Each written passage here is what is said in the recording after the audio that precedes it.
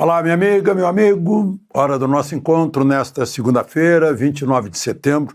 Hoje eu vou começar falando de mortes nesse dia. Primeiro da Hebe Camargo, foi em 2012 que ela nos deixou.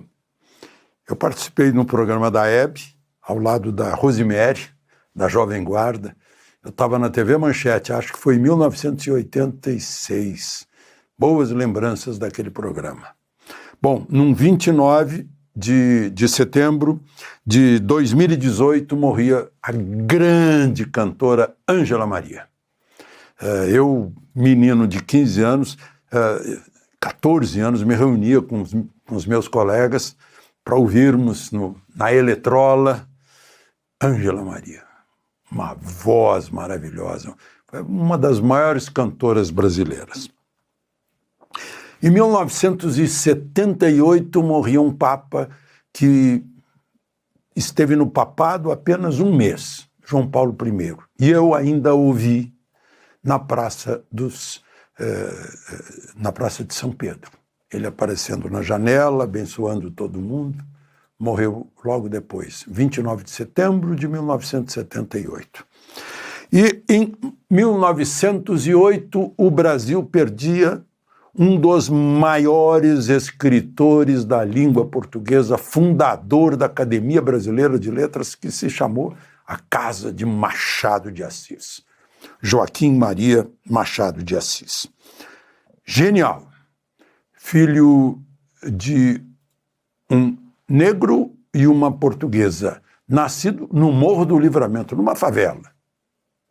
E morreu no Cosme Velho, conhecido como gênio da literatura brasileira. Machado de Assis é a mostra de como no Brasil a pessoa pode subir lá da favela até o bairro do Cosme Velho, onde viveu Roberto Marinho, onde ali pertinho do Itamaraty da época, as melhores moradias eram lá. Machado de Assis, humilde, nunca teve faculdade, nem o ensino público ele terminou, um autodidata, né? Produziu memórias póstumas de Brás Cubas, Dom Casmurro, O Alienista, que mais? A memória, né? Quincas Borba, né? E hoje é considerado assim, na língua portuguesa atual, essa de Queiroz em Portugal e Machado de Assis aqui no Brasil. Ele é uma referência da língua portuguesa.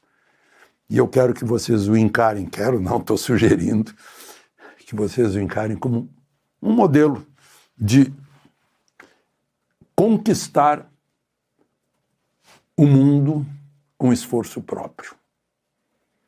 Joaquim Maria de Machado de Assis, morreu com 69 anos. Morreu em casa, no dia 29 de setembro de 1908. Ele foi enterrado no cemitério de São João Batista. O cortejo veio do centro do Rio de Janeiro a pé. Era como se, comparou-se, né, como se Paris estivesse enterrando Alexandre Dumas, Alexandre Dumas, né, ou Victor Hugo. Depois, seus restos mortais foram para o mausoléu da Academia. Joaquim Maria de Machado de Assis, para saber a língua portuguesa, a gente tem que ler Machado de Assis. Lembre-se de se inscrever e, ao final, de deixar o gostei ou não gostei. Vamos, então, aos assuntos de hoje.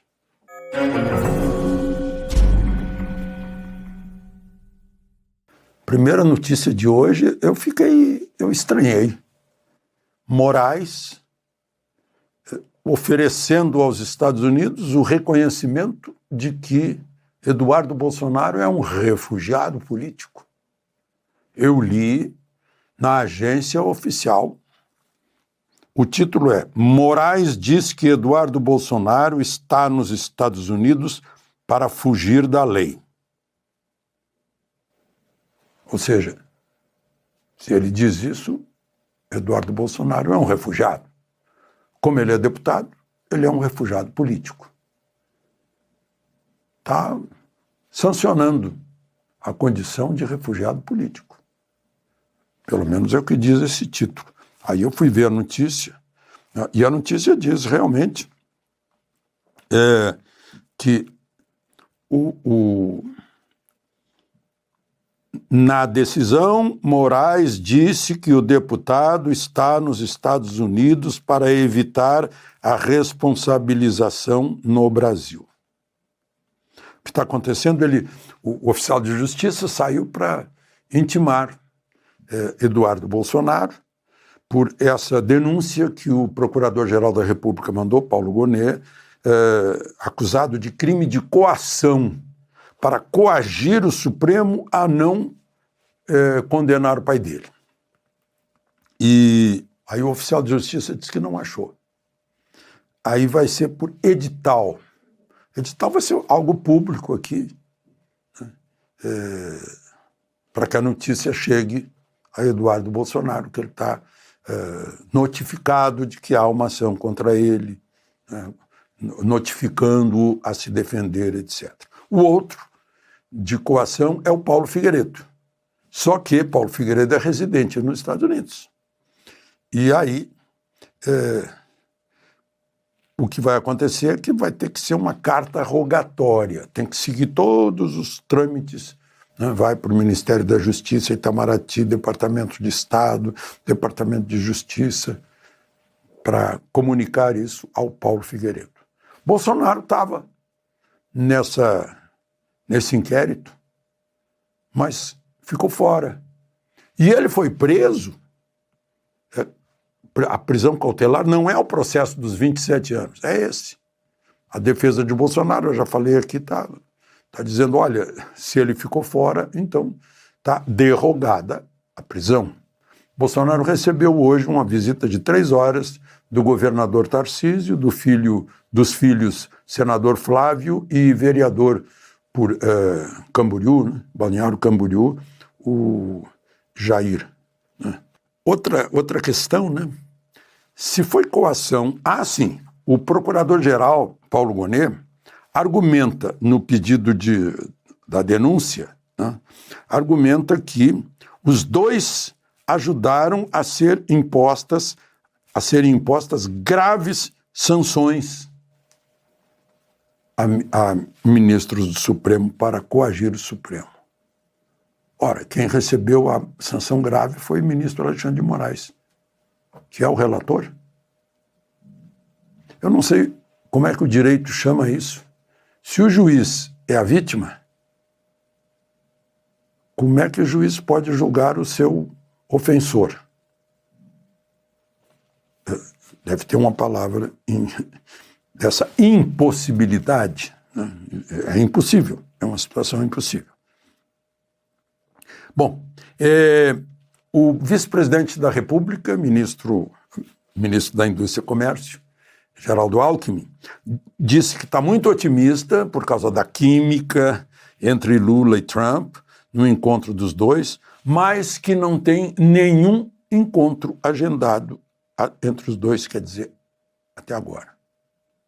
Ou seja, Trump disse que iria receber Lula nessa semana, e o governo brasileiro não se mexeu para cobrar, para marcar. Ok, estamos prontos. Aí a qualquer dia, a qualquer hora que o senhor presidente dos Estados Unidos tiver livre, tratando da faixa de Gaza, com Netanyahu, a Palestina, estiver livre, estaremos aí, como fizeram os japoneses, que aliás foram primeiro e depois avisaram, estamos aqui, vizinhos da Casa Branca, pode chamar a hora que quiser para a gente negociar essa alíquota. Mas acho que não fizeram nada. Eu não sei se não estão entendendo que o Estado brasileiro está a serviço da nação brasileira. A nação brasileira está pagando alíquota para exportar para os Estados Unidos. Inclusive, caíram as exportações por causa disso. A nação brasileira está pagando. É a mesma nação brasileira que paga impostos para sustentar o Palácio do Planalto, Itamaraty, o Estado brasileiro. E não se mexe para aproveitar essa oportunidade, eu não entendo. Acho que não estão entendendo também quais são as funções deles, que estão a serviço da nação. ou não é democracia. Se a nação estiver a serviço do Estado, aí, sinto muito, aí não é democracia.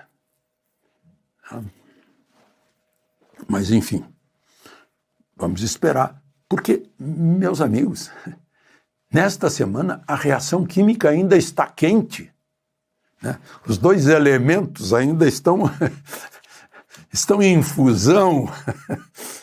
Meu Deus do céu. Aproveitem o calor dessa química. Bom,